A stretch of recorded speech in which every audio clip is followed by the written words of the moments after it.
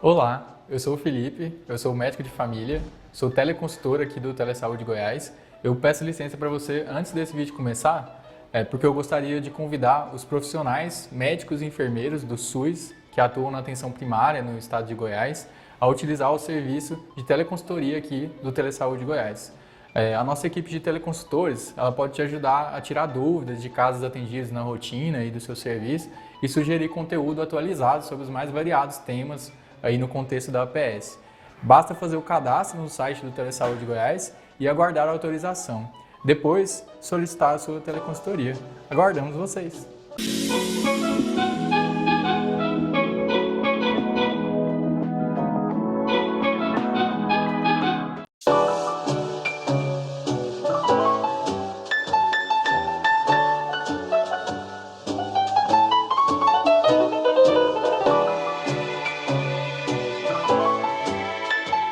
Olá, seja bem-vindo aí a mais um Telesaúde Goiás, um momento de aprendizagem, de compartilhamento de conhecimento, né? E claro que aqui o primeiro pedido que eu vou fazer a você é que compartilhe, que claro, siga a nossa rede Telesaúde Goiás, se inscreva e claro, compartilhe não só esse vídeo, mas todos os outros com seus colegas, amigos, familiares, todos aqueles que desejam compreender, saber um pouco mais sobre a saúde e principalmente a você profissional de saúde que tem interesse em conhecer um pouco mais da área de atuação do farmacêutico, da prescrição farmacêutica e da saúde baseada em evidências, que é a nossa temática, tá joia?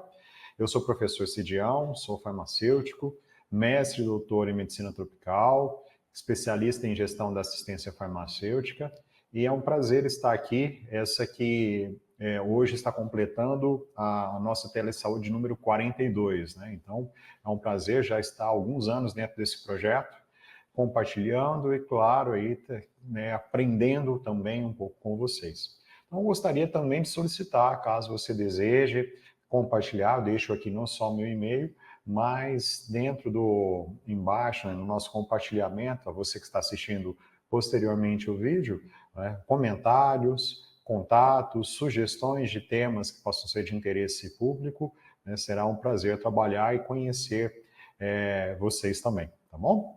O tema de hoje, pessoal, ele é um tema fundamental, interessante e que já de antemão coloco aqui que nós estamos vivendo uma era na verdade, um período de muita discussão a respeito dessa temática, envolvendo inclusive uma briga jurídica entre conselhos, mas é importante explicar e entender que, independente dessa briga jurídica, o ato de prescrever um medicamento pelo médico, e na verdade esses medicamentos, e já vou até ajustar, os medicamentos que nós vamos tratar aqui são medicamentos isentos de prescrição, então na verdade o ato de dispensar esses medicamentos para um paciente, ele precisa sempre ser acompanhado com evidências científicas. Então, nós vamos trabalhar justamente essa temática, mas é preciso aqui entender um pouco dessa guerra jurídica que está tendo com relação a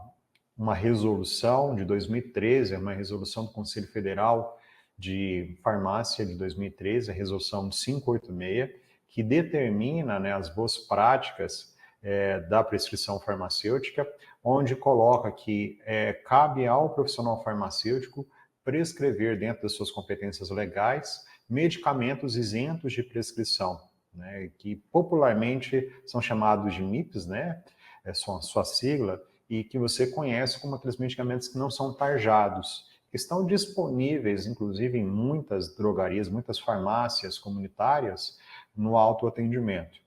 São medicamentos que tendem a ser seguros e que atendem às necessidades, né, os agravos, os pequenos agravos em saúde. Então, essa resolução determina que cabe ao farmacêutico compreender a necessidade, a real necessidade do paciente quanto ao uso desses medicamentos e fazer uma seleção adequada à sua condição clínica, para garantir segurança do paciente em primeiro lugar, mas também, claro, eficiência, né, e saúde. É dentro desse cenário, né, essa resolução de 2013, é dentro desse cenário que o farmacêutico, né, ele acaba angariando ali uma importância e uma valorização no atendimento, na assistência em saúde pública muito grande. Desde a sua resolução, desde a sua determinação em 2013, o entendimento do Conselho Federal de Medicina é que essa prescrição farmacêutica, pelo profissional farmacêutica, ela fere o ato médico, na qual se determina que o ato de prescrever, diagnosticar e de prescrição é um ato exclusivamente do médico, do profissional médico. E são muitos os processos, para vocês terem uma ideia, foram de quase 11 anos para cá, foram mais de 43 processos, e culminou no último dia 18 de novembro, nós estamos hoje no dia 12 de dezembro de 2024, no último dia 18 de novembro de 2024, com a determinação pela Justiça da queda dessa resolução do Conselho Federal de Farmácia, de número 586, que determina como sendo uma responsabilidade do farmacêutico a prescrição desses medicamentos. Então, hoje, dia 12, né, nós temos essa liminar. Entretanto, cabe aqui, nesse momento, colocarmos que, mesmo que não haja a prescrição farmacêutica, isso está predeterminado pela Justiça, agora, o paciente que necessita desses medicamentos, são medicamentos isentos de prescrição médica, eles precisam de um acompanhamento do profissional farmacêutico para que eles possam fazer a sua escolha de forma adequada. Então, aqui é importante considerar que é um processo de automedicação, mas uma automedicação responsável, uma automedicação na qual o paciente ele terá a assistência do farmacêutico durante essa dispensação para que ele possa ter a garantia de que ele está fazendo uso de um medicamento seguro e eficaz para a sua condição. E daí é que nós podemos substituir a prescrição farmacêutica, né, não como uma prescrição do profissional farmacêutico, mas a prescrição de medicamentos isentos de prescrição, né, a orientação, a automedicação racional com o papel do farmacêutico de forma fundamental. Então, o que eu quero colocar aqui, ser bem claro, é que não é simplesmente um ato de derrubar, né, legalmente uma resolução do conselho que vai fazer com que o paciente deixe de ter o seu direito a uma automedicação responsável. Então, o nosso papel como profissional farmacêutico, mesmo fora de uma resolução que permita a prescrição farmacêutica, continuamos com o nosso dever de dar a assistência ao paciente, garantindo ali uma automedicação responsável. Então, é dentro desse foco que eu quero trabalhar. Tá? Então, eu volto. Hoje nós estamos no dia 12 de dezembro, pode ser que essa liminar caia, pode ser que ela se mantenha. O que vai acontecer, e que isso não é passageiro, é o direito do paciente a ter segurança no uso da medicação. E essa segurança passa pelo papel do farmacêutico, que é aquele profissional que vai dispensar e que tem como dever garantir essa segurança e a eficácia do paciente, fazendo ali, praticando uma saúde baseada em evidências, entendendo e compreendendo qual é a sua condição clínica e, consequentemente, que medicamentos ali poderiam ser úteis nesse tratamento, tá? Lembrando que essa automedicação responsável, ela tem limitações. É claro que ela não vem previamente de um diagnóstico, ela não necessita, ela dispensa esse diagnóstico médico, mas ela também tem uma limitação de prazos, né? Geralmente são medicamentos para controles sintomáticos e com a persistência e a permanência, esse paciente ele precisa ser direcionado, sim, para o diagnóstico médico, para uma prescrição mais adequada e ajustada àquela condição que não se resolveu com os MIPs, né, com os dos medicamentos isentos de prescrição, ok? Então, agora, falando especificamente dessa saúde baseada em evidência na prescrição farmacêutica, né, precisamos entender que essa tomada de decisão com relação a uma evidência científica, ela é um processo estruturado que exige muito estudo, né, que precisa de uma dedicação do profissional que está ali acompanhando o paciente, no caso, o profissional farmacêutico, né? Então, inicia-se pela identificação de qual é o problema clínico do paciente, seguido ali por uma formulação de uma pergunta específica, se ele necessita ou não de um tratamento, se necessita ou não de um tratamento farmacológico dentro das diversas terapias que existem.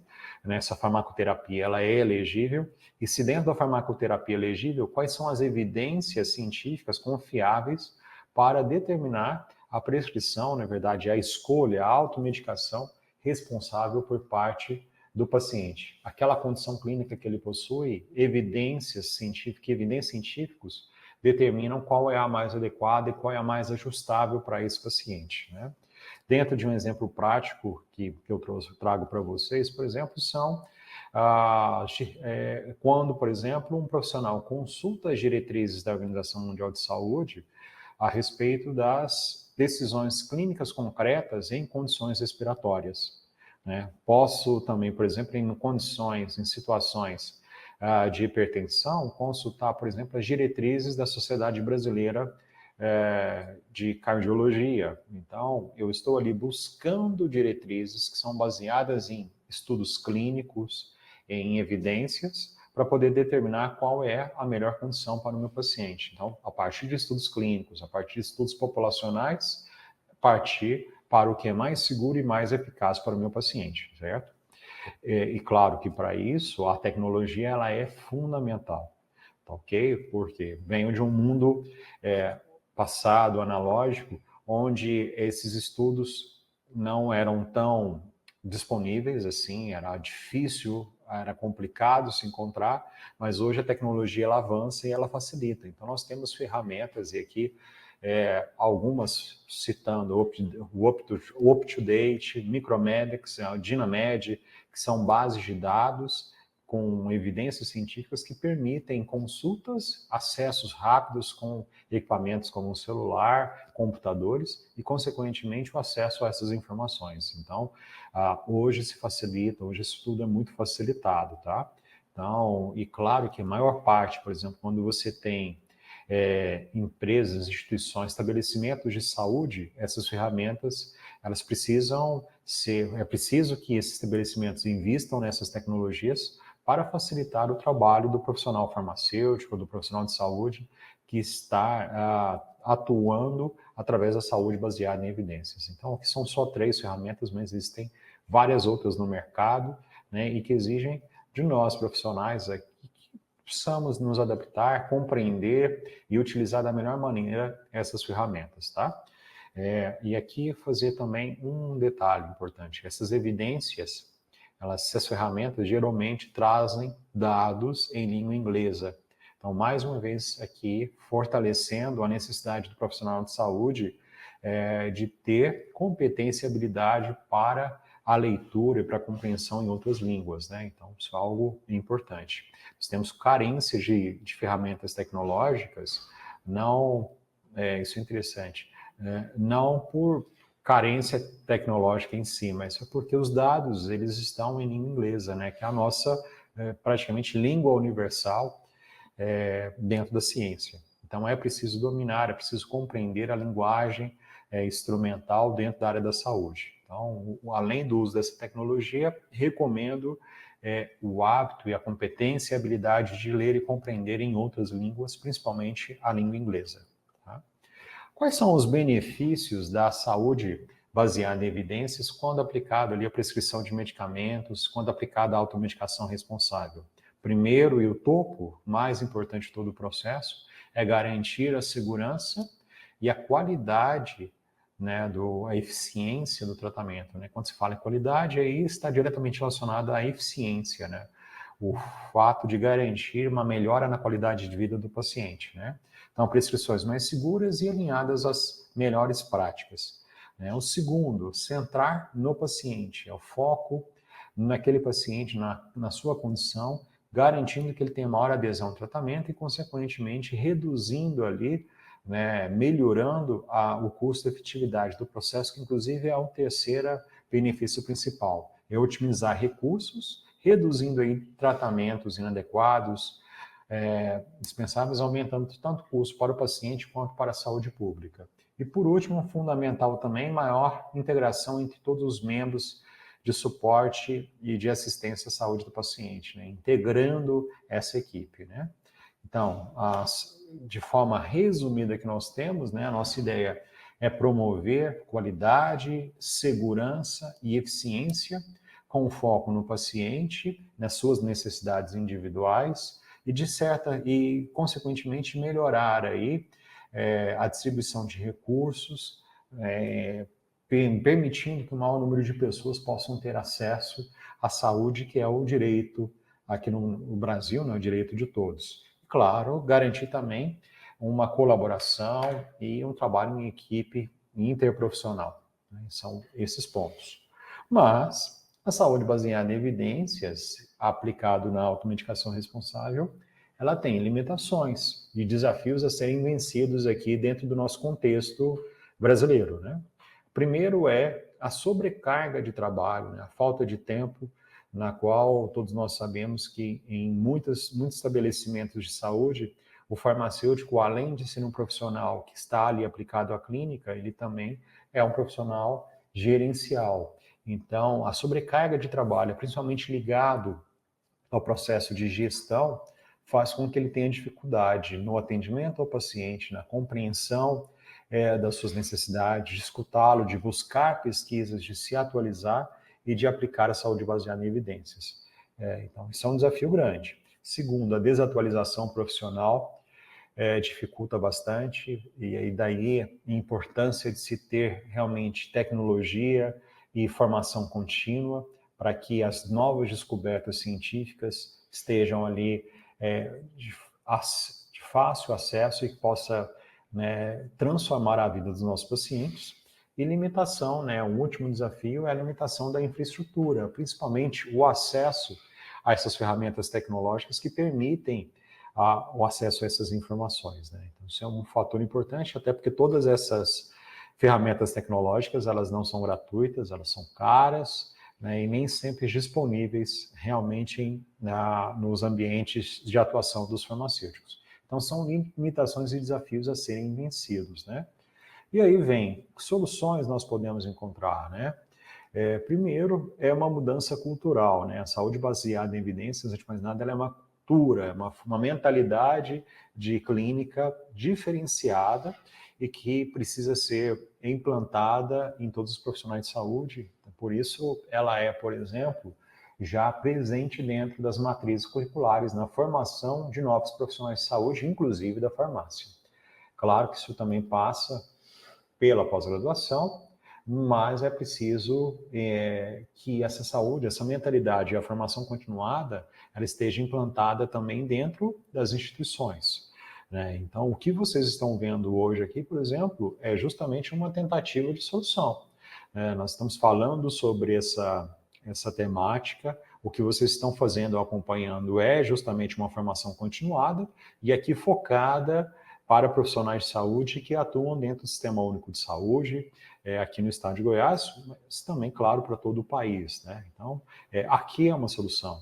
E quando você tem um momento como esse, que estimula, que entende, que desperta o interesse profissional de saúde por uma mudança de mentalidade, nós alcançamos ali a nossa missão, né? Esse é um ponto importante. Mas nós temos que vencer, né, as resistências à mudança dos profissionais e limitações de recurso e de infraestrutura. Precisamos entender que isso é um investimento que vai se refletir na redução da internação, na redução da necessidade de terapias e de outros tratamentos, na melhora de qualidade de vida dos pacientes. Então, esses investimentos, eles são fundamentais aí para que a gente possa ter uma evolução da saúde pública no país, né? E um detalhe, a solução passa, como nós estamos colocando e reforçando, justamente por essa educação continuada. Tá? Então, mais uma vez aqui, eu reforço a necessidade de vocês continuarem, buscarem mais referências, buscarem mais informações, que é agora o próximo ponto que eu vou colocar para vocês, né? Tenho o desejo de aprender, mudar a mentalidade, colocar a saúde baseada em evidências como parte da minha rotina, né? Então, como fazer esse processo? Aí, nós temos ali funções, coisas interessantes e prontas para nos ajudar. Antes de mais nada, deixa eu mostrar para vocês aqui um caso prático onde a saúde baseada em evidências tem mostrado resultados significativos, né? Então, por exemplo, os programas governamentais do controle da hipertensão e da diabetes, tendo como fundamento a saúde baseada em evidências, trouxe uma melhoria nos indicadores de saúde aplicados a essas patologias muito grandes no Brasil. Então, é importante observar historicamente, né, uma evolução desses indicadores, né, e principalmente a gente pode fazer ali traçar o paralelo, né, com relação à cultura da saúde baseada em evidências aplicado nessas patologias. E eu coloco, a saúde baseada em evidências, ela é uma mentalidade, ela tem que se aplicar a todas as condições em saúde. Né? Então, enquanto eu estiver ali recebendo uma paciente, parece ter um agravo em saúde menos grave, né, que é tranquilo a automedicação responsável, né? Como farei isso? Qual é a condição do meu paciente? Quais são as evidências que aquela condição ela vai se dar de forma mais segura e eficaz, utilizando um medicamento X ou Y? Então, isso tudo precisa de uma constante aplicação de estudos, de práticas e de atualização. Né? Então, saúde baseada em evidências é, antes de mais nada, um compromisso do profissional de saúde com essa atualização e com a sua formação contínua. Para isso, como coloquei para vocês, cabe referências, o estudo contínuo, né? E importante e fundamental que as tecnologias que estão disponíveis vão permitir acesso a referências, estudos clínicos atualizados. E aí é fundamental que vocês também tenham a competência e habilidade de garantir que aquela referência que vocês estão utilizando, ela é confiável, ela tem credibilidade. Então, para isso é fundamental compreender as revistas que vocês acessam, os artigos que vocês acessam, anos de publicação, né? Tudo isso é fundamental ao estudar e ao conhecer essas referências, tá? Então, é importante as referências, os artigos científicos de forma específica, e aqui eu trago 2 artigos como uma referência para que você possa compreender mais a aplicação da saúde baseada em evidências dentro da prescrição farmacêutica, do Guimarães Nóbrega, de 2020, e do Sackett, Strauss e Richardson, em 2000, que apresenta, né, os métodos de aplicação da saúde baseada em evidências na tomada de decisões clínicas. Né? Ali, ele considera sinônimo da saúde a medicina baseada em evidências. Né? Hoje, nós ampliamos esses métodos para todos os aspectos da saúde, por isso, saúde baseada em evidências, não somente medicina baseada em evidências. Dentro dos artigos, então, mais algumas referências. Silvio e Galvão, em 2021, que apresenta conceitos fundamentais dessa saúde baseada em evidências, mostrando como é possível fazer a integração dela com a sua prática clínica. E o artigo do Zuccolo, que fala justamente sobre a prescrição farmacêutica dentro da prática clínica, né? Fornecendo diretrizes e fornecendo ali como se dá, dentro da saúde baseada em evidências, a abordagem ao paciente, o processo de seleção do medicamento, a dispensação e o acompanhamento desse paciente durante a sua utilização, que é o acompanhamento farmacoterapêutico, tá, ok? Temos que levar em consideração todas as diretrizes e protocolos das principais organizações, institutos, sociedades que utilizam também a sociedade baseada em evidências, e aqui destacando a OMS, as diretrizes do autocuidado, né, que foi um guia publicado no ano de 2019, com recomendações essenciais para os profissionais e indivíduos sobre o autocuidado e a promoção da saúde, envolvendo a automedicação responsável, e a nossa resolução, né, do nosso Conselho Federal de Farmácia, sobre a prescrição farmacêutica, que é a resolução de número 586 de 2013, né, na qual estabelecia, eu vou colocar no passado, né, desde 2018, agora de novembro, né, existe uma liminar que estabelece que esse não é mais um ato do farmacêutico, mas recomendo aqui a leitura e o acompanhamento, né, na mídia, de como se dará, né, a resolução desse impasse entre os conselhos, tá bom? Mas lembro e reforço aqui, a prescrição farmacêutica, ela está limitada, entretanto, a automedicação responsável, ela não está limitada. Ou seja, o paciente ele tem o direito de escolher qual é o seu medicamento, mas ele vai ser acompanhado ali e é fundamental, é papel do farmacêutico esse acompanhamento, ok?